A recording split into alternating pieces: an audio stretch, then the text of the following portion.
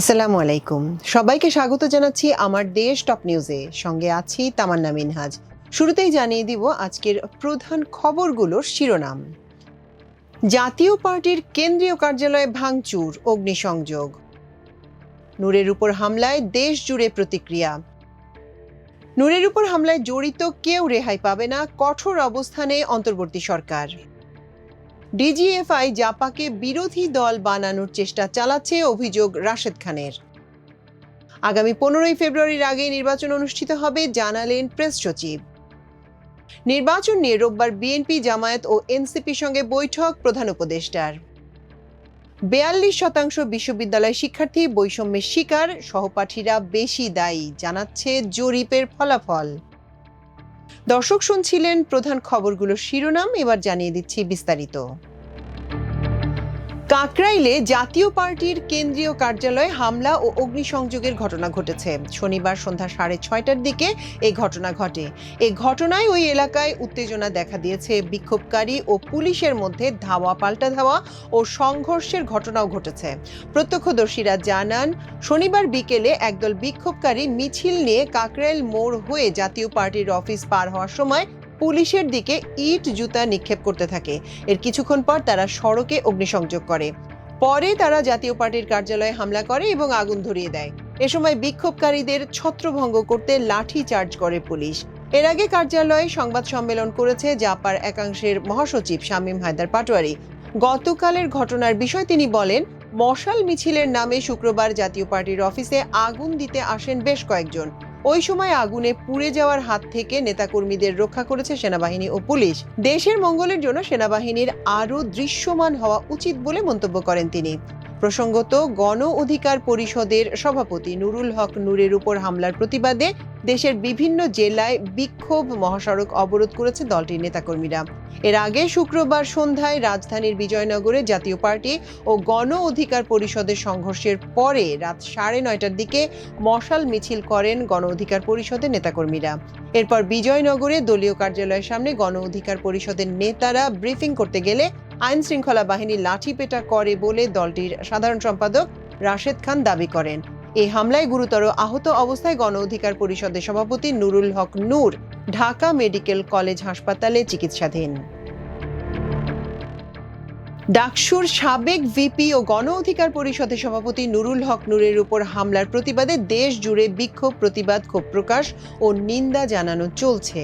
আজ ঢাকা চট্টগ্রাম মহাসড়কের কুমিল্লা অংশে অবরোধ করে বিক্ষোভ করেছে নূরের দল গণ অধিকার পরিষদের নেতাকর্মীরা। কুমিল্লা কোটবাড়ি বিশ্ব রোড অংশে অবরোধ করা হয়। এতে মহাসড়কের দুই পাশে অন্তত 5 কিলোমিটার পর্যন্ত যানজটের সৃষ্টি হয়। এ সময় গণ অধিকার পরিষদের নেতাকর্মীরা, যে পথে গেছে আপা সে পথে যাবে জাপা, নূরের উপর হামলা কেন, প্রশাসন জবাব চাই, দাবি এখন একটাই, জাপা নিষিদ্ধ চাই ইত্যাদি স্লোগান দেন।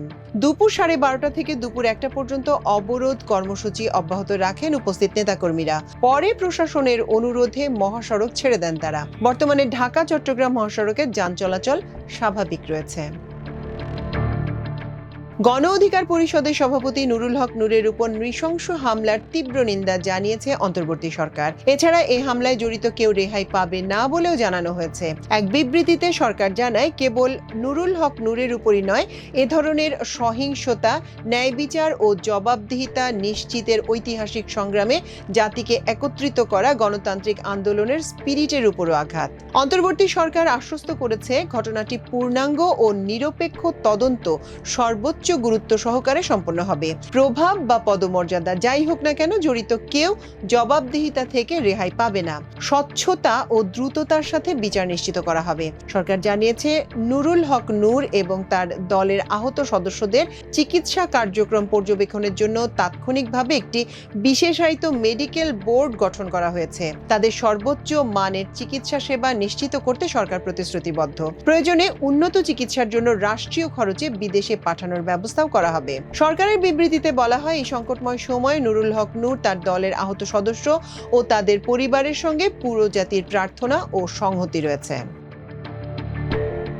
ডিজিএফআই আবারও জাতীয় পার্টিকে বিরোধী দল বানানোর জন্য চক্রান্ত করছে বলে মন্তব্য করেছেন গণ অধিকার পরিষদের সাধারণ সম্পাদক রাশেদ খান।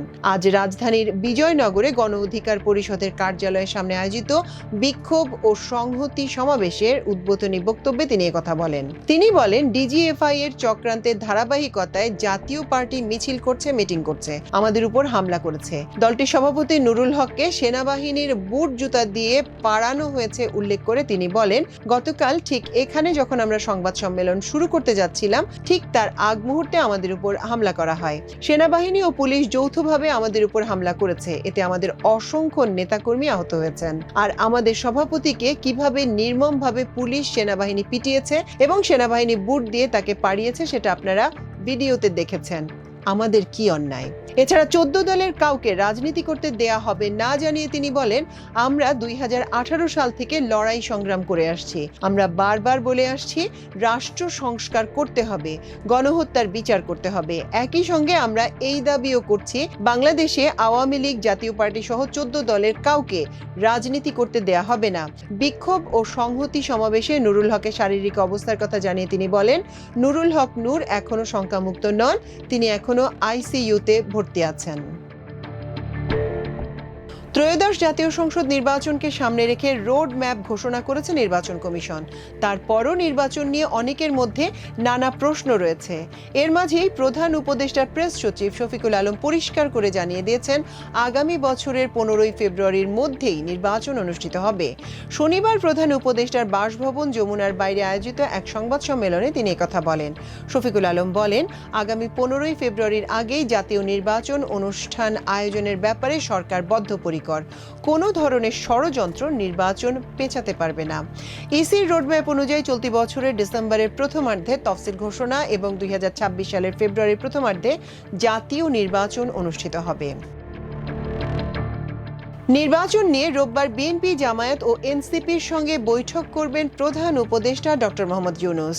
শনিবার প্রধান উপদেষ্টার বাসভবন যমুনার সামনে সমসাময়িক বিষয়ে সংবাদ সম্মেলনে এ তথ্য জানিয়েছেন প্রধান উপদেষ্টার প্রেস সচিব শফিকুল আলম। প্রেস সচিব বলেন, ফেব্রুয়ারির প্রথমার্ধে নির্বাচন ও সমসাময়িক বিষয় নিয়ে আগামীকাল রোববার বিএনপি, জামায়াত ও এনসিপির সঙ্গে বৈঠক করবেন প্রধান উপদেষ্টা এবং ফেব্রুয়ারির প্রথমার্ধেই নির্বাচন অনুষ্ঠিত হবে। কোনো ষড়যন্ত্রই এটি বদলাবে না। এ সময় প্রেস সচিব শফিকুল আলম আরও বলেন, সুচিকিৎসার জন্য প্রয়োজনে গণ অধিকার পরিষদের সভাপতি নুরুল হক নূরকে বিদেশে নেওয়া হবে।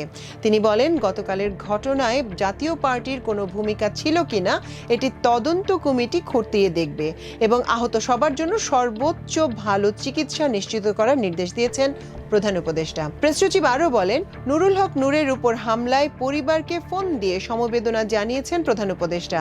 সেই সঙ্গে অনাকাঙ্ক্ষিত ঘটনার জন্য নিন্দা জানিয়েছেন তিনি। নূরের উপর হামলার ঘটনায় বিচার বিভাগীয় তদন্তের নির্দেশ দিয়েছেন তিনি। বিশ্ববিদ্যালয় পড়ুয়া প্রতি 100 জন শিক্ষার্থীর মধ্যে প্রায় 42 জনকেই নানা বৈষম্যের শিকার হতে হয়। তাদের মধ্যে 51% নারী এবং পুরুষ শিক্ষার্থী 49%। সবচেয়ে বেশি বৈষম্যমূলক আচরণের শিকার হন তৃতীয় এবং চতুর্থ বর্ষের শিক্ষার্থীরা, যা প্রায় 40%। এবছরের মার্চ থেকে মে 3 মাস ব্যাপী পরিচালিত একটি জরিপের ফলাফলে এসব তথ্য জানিয়েছে বেসরকারি সংস্থা আঁচল ফাউন্ডেশন। সংবাদ সম্মেলনে বলা হয়, এই শিক্ষার্থীরা নানা রকম মানসিক সমস্যায় ভুগছেন। নেই কার্যকরী কোনো ব্যবস্থা। আজ শনিবার অনলাইনে আয়োজিত বৈষম্য শিকার বিশ্ববিদ্যালয় শিক্ষার্থীদের মানসিক স্বাস্থ্য শীর্ষক এক সংবাদ সম্মেলনে জরিপের ফলাফল প্রকাশ করা হয়। আঁচল ফাউন্ডেশন জানিয়েছে, 2024 সালের বৈষম্য বিরোধী আন্দোলনের পর দেশের শিক্ষা প্রতিষ্ঠানগুলোতে বৈষম্যের অবস্থা বুঝতে সারা দেশের 1173 জন বিশ্ববিদ্যালয় পড়ুয়া শিক্ষার্থীর তথ্য নিয়ে জরিপটি পরিচালনা করা হয়। জরিপে অংশগ্রহণকারী বৈষম্যের শিকার শিক্ষার্থীদের মধ্যে 56% বিভিন্ন পাবলিক বিশ্ববিদ্যালয়ে পড়াশোনা করছেন। বেসরকারি বিশ্ববিদ্যালয়ে পড়াশোনা করছেন 19% এবং 5% শিক্ষার্থী পড়ছেন মেডিকেল কলেজে। বৈষম্যের শিকার হওয়ার ক্ষেত্রে পুরুষ ও নারী শিক্ষার্থী উভয়ের অবস্থানই কাছাকাছি। জরিপ অনুযায়ী সহপাঠীরাই সবচেয়ে বেশি বৈষম্যমূলক আচরণ করে, যা প্রায় 58%। পরীক্ষায় ফলাফলের ক্ষেত্রে শিক্ষকের দ্বারা বৈষম্যের শিকার হয়েছেন প্রায় 60% শিক্ষার্থী। এছাড়া শিক্ষকের খারাপ আচরণের শিকার হয়েছেন 55%, লিঙ্গভিত্তিক কারণে 30% এবং ধর্মীয় বৈষম্যের শিকার হয়েছেন 19% শিক্ষার্থী। শারীরিক অক্ষমতার কারণে 7% এবং জাতিগত পার্থক্যের কারণে বৈষম্যের শিকার হয়েছে 9% শিক্ষার্থী। দর্শক, আমাদের টপ নিউজের আয়োজন আজ এ পর্যন্তই ছিল। ইনশাল্লাহ আগামীকাল একই আয়োজন নিয়ে আবারও আপনাদের সঙ্গে দেখা হবে। সে পর্যন্ত আল্লাহ আপনাদের সবাইকে ভালো রাখুন, সুস্থ রাখুন। এতক্ষণ সঙ্গে থাকার জন্য অশেষ কৃতজ্ঞতা। আল্লাহ হাফেজ।